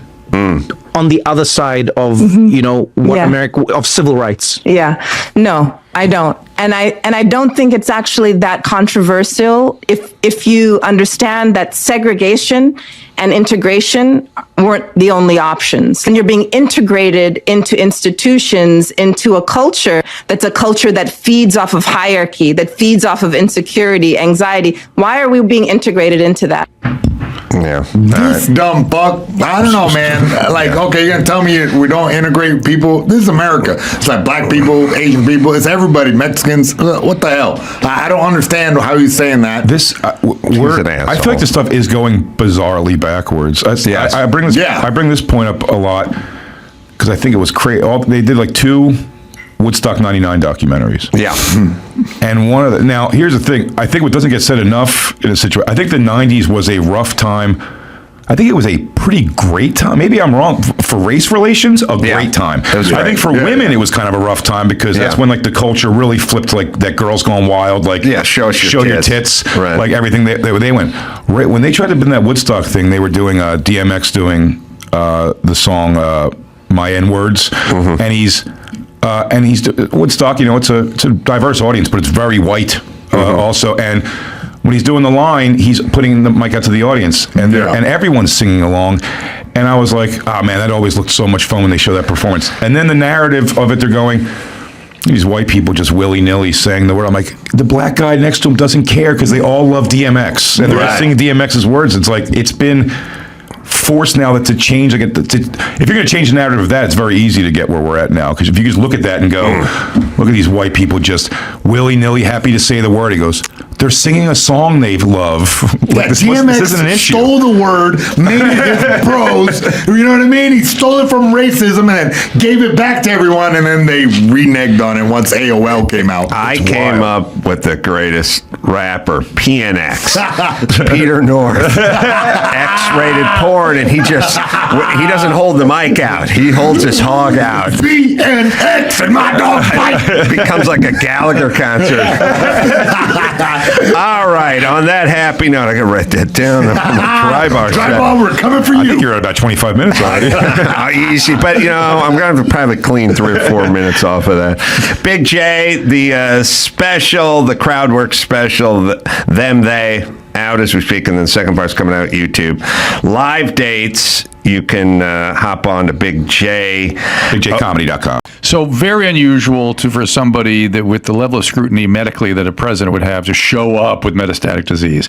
Not only that, but they said, we noticed a nodule. Oh, lo and behold, metastatic. No. That didn't happen. Show up. Let's show up, man. For somebody to present with metastatic disease, meaning the cancer is outside the prostate gland, outside the pelvis, in the bone, distant metastasis, fatal illness at that point. Yeah. So the fact that if this guy was some rancher who was set in his ways and finally his daughter came in from the city and dragged him in to see the doctor. No problem. That could happen. But this is him with his personal physician sitting in the Oval Office. And now Nicole Sapphire, whom I admire immensely, has said, they don't do PSAs over age 75. That's an old notion that is a little controversial. President of the United States is getting yearly PSAs. Well, can I say this? It's like free dental exams. Like, okay, that's free with the lollipop or something, but that's not, he's the president. Exactly. So doing they don't do X over this or whatever that protocol for the 300 million people is not his protocol. Correct. By the way, I'll push back on Nicole. We don't all have a personal physician that lives in our house, right? And in a screening room in the basement. You know what I mean? Yes. Like things are different. And they've not released his PSAs. But this idea they found a nodule, it just didn't pass the sniff test. You follow the PSAs, it elevates. You find cancer, you do biopsies, then you treat that cancer. It got away from them. The really interesting thing is the last 2 years he's deteriorated rather considerably. And one of the things you have to ask yourself is, did they diagnose metastatic disease 2 years ago and start him on the treatment for that, which is androgen deprivation therapy? They used to actually castrate men in that condition, but that's the first line now. Is we have these medicines that block testosterone, and the side effect is. Wait a minute, you had a prostate issue, right? But I had a prostatectomy and radiation. I don't have distant metastasis. Yeah, but you got castrated when you got married. Yeah, so I didn't need to go on. Yes, I was already good. That's why my cancer has been so easy to treat. Oh, yeah, okay. I was wondering. That's good. Keep going. The other room is this reminds me of the Loveline room over there. You tell a good joke and they have groupers over there. Yeah, they're not a fan. They're not fans. They didn't like castration. It's interesting, but. So the really interesting thing is the androgen deprivation therapy causes commonly, and I mean commonly, muscle wasting, falls, worsening Parkinsonian symptoms if you have Parkinsonism, and cognitive decline. And it's interesting, and fatigue and cognitive slowing. Well, the fatigue thing is hard to get around. Like he was going to his beach house literally every weekend, which is a weird thing. So for is the that president. aging? Is it that dementia? Is it Parkinsonism? Is it androgen deprivation therapy? Is it the cancer? It could be a million things. They're telling us nothing. No, I know. Listen, first off, the whole Biden administration is just, it's all lies. Well, that's 100% what this reminds us of. But here's the thing. Here's the thing. Whatever your rights are as a citizen when it comes to medical records has to be waived once you enter the people's house. Totally agree. You've entered. You're now running the country. I think senators and maybe even congressmen too ought to be the same. Yes, I mean we have a person who's in charge of the country who's having deep cognitive issues who won't take a test. And they go, he doesn't have to take a test and it's none of your business. Like, none of your business? What do you mean none of everyone's business who's in the country he's running? Piloting the plane, man. Somebody sits in that seat. You have a obligation to ask questions about that guy. And Trump takes a very sophisticated cognitive test every year called the Montreal Cognitive Inventory. And people are like, see, he didn't pass it. Or they don't believe he passed it. He should sit down and take it publicly and just expose everything, to show it all. Okay, let me say a few things. This thing where they try to equate Trump, it's great. The news headlines are great. We'll find those. in my tweet, but it's great, where they try to lump him in. I mean, this is the lump him in part.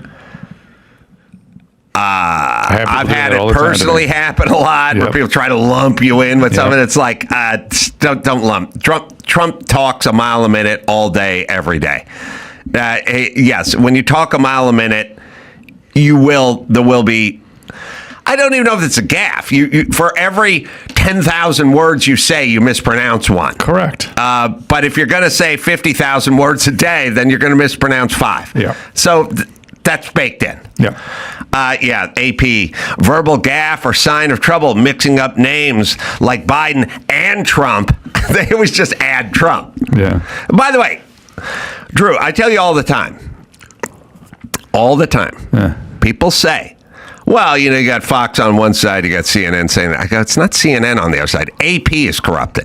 This is AP. Yeah. AP is doing the bidding, or was doing the bidding of the Biden administration as well. It's not Fox versus CNN. It's Fox versus all the mainstream media.